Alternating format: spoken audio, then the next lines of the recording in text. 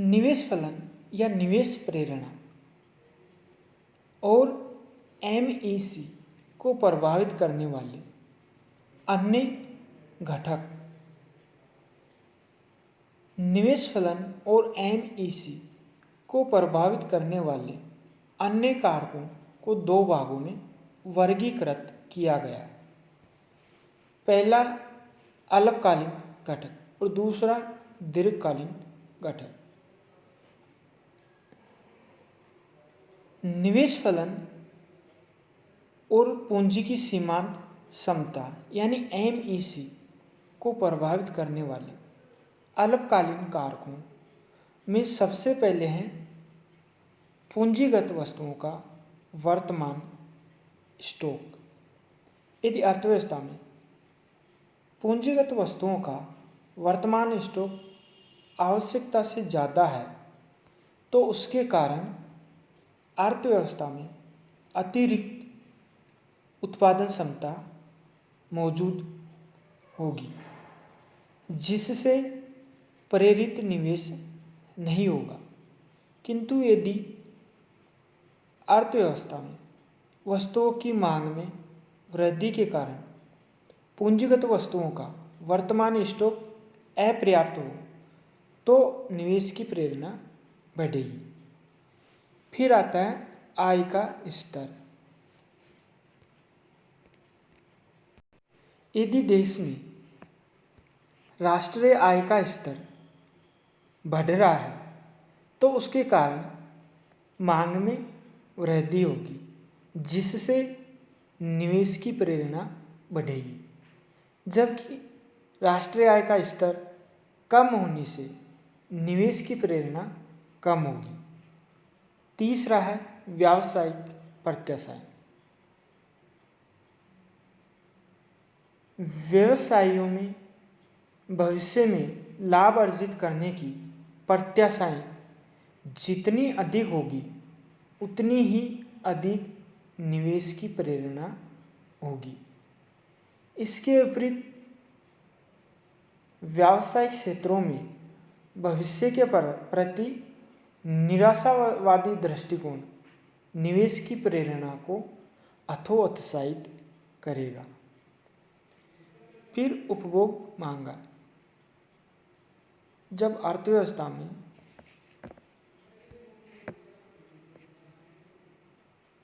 वस्तुओं और सेवाओं की वर्तमान एवं भावी मांग में वृद्धि का रुख होता है तो निवेश की प्रेरणा बढ़ती है।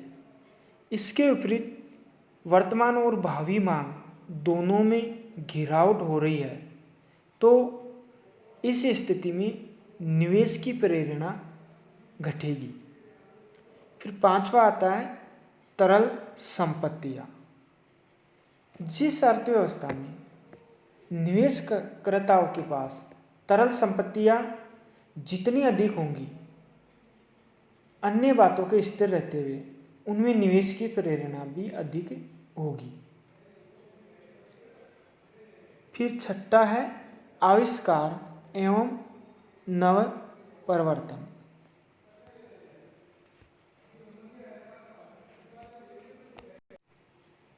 जब उत्पादन के क्षेत्र में नए नए आविष्कारों के कारण तकनीकी सुधार तथा उत्पादन लागतों में कमी आती है तो उसके कारण निवेश की प्रेरणा बढ़ेगी।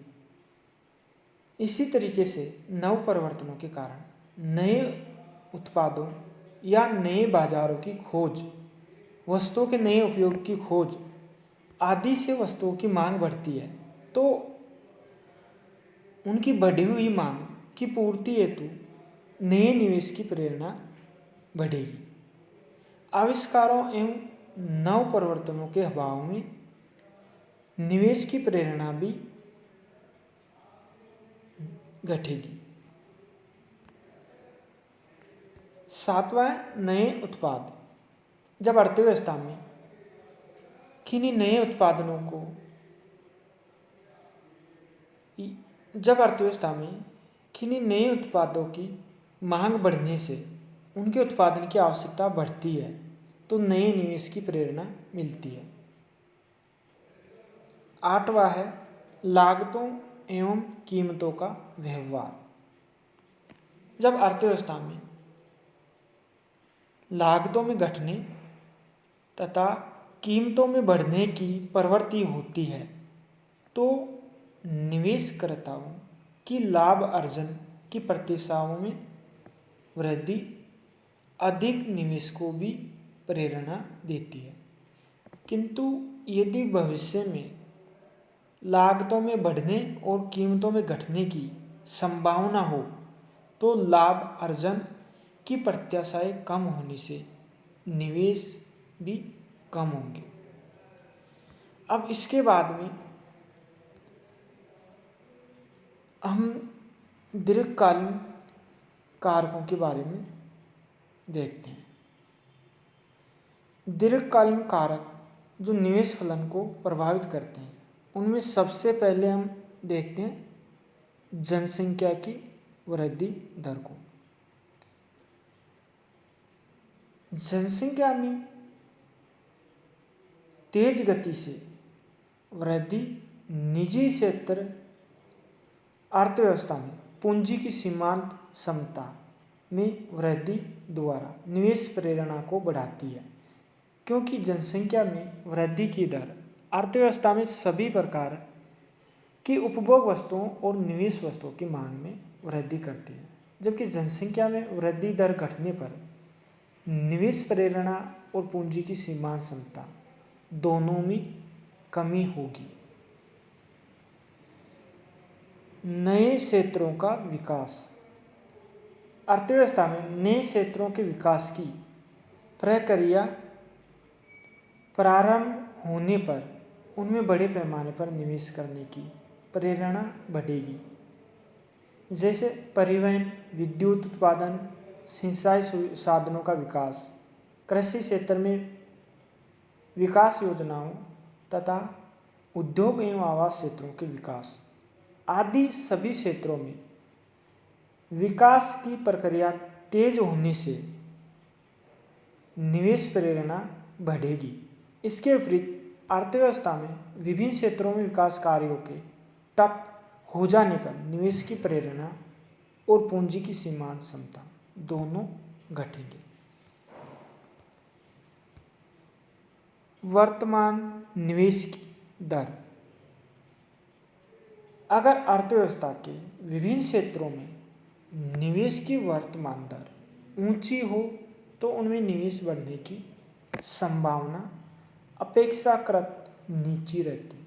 किंतु वर्तमान में यदि निवेश की दर नीची हो तो अर्थव्यवस्था के विभिन्न क्षेत्रों में और अधिक निवेश की संभावनाएं प्रबल होंगी। फिर सरकार की आर्थिक नीतियां। सरकार की आर्थिक नीतियों का भी अर्थव्यवस्था में निवेश फलन और पूंजी की सीमांत कुशलता पर बहुत प्रभाव पड़ता है। यदि सरकार उत्पादक कार्यों पर ऊंची दर से प्रगतिशील करारोपण की नीति अपनाती है और निजी क्षेत्र के निवेशों में बाधा उत्पन्न करती है या नए निवेशों को हतोत्साहित करने की नीति अपनाती है, तो इस स्थिति में निवेश की प्रेरणा और पूंजी की सीमांत क्षमता दोनों घटेंगे।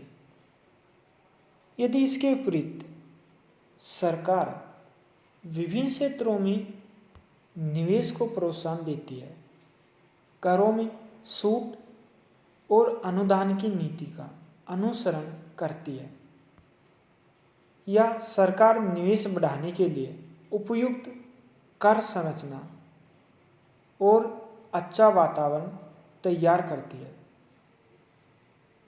या विद्युत ऋण एवं परिवहन की उपयुक्त व्यवस्था करती है, तो इससे निवेश की प्रेरणा बढ़ेगी और पूंजी की सीमांत क्षमता में वृद्धि भावी निवेश का मार्ग प्रशस्त करेगी।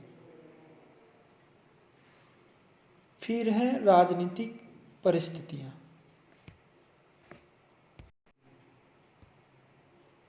राजनीतिक परिस्थितियों का भी निवेश प्रेरणा और एमईसी पर प्रभाव पड़ता है। यदि देश में राजनीतिक सुरक्षा और स्थिरता है, विभिन्न राजनीतिक दलों में अर्थव्यवस्था के तीव्र विकास के प्रति आम सहमति है। सत्ता संघर्ष का अभाव है तो अर्थव्यवस्था में निवेश प्रेरणा बढ़ेगी, जबकि देश में युद्ध का खतरा, आतंकवाद का भय, राजनीतिक अस्थिरता तथा विभिन्न राजनीतिक दलों में परस्पर सत्ता संघर्ष की परिस्थितियां होने पर निवेश की प्रेरणा और पूंजी की सीमांत क्षमता दोनों में गिरावट होगी। फिर है अंतर्राष्ट्रीय सहयोग। देश में अंतर्राष्ट्रीय सहयोग की भावना भी निवेश प्रेरणा को बढ़ाती है। यदि विदेशी पूंजी के साथ साथ उच्च प्रौद्योगिकी तथा प्रबंधकीय कुशलता में विभिन्न देशों में परस्पर सहयोग हो तो निवेश बढ़ेगा, जबकि विभिन्न देशों में पारस्परिक विरोध, गुटबाजी, सहयोग का अभाव, विदेशी पूंजी प्रवाह में बाधा, व्यापारिक प्रतिबंध आदि से अर्थव्यवस्था में निवेश प्रेरणा घटेगी।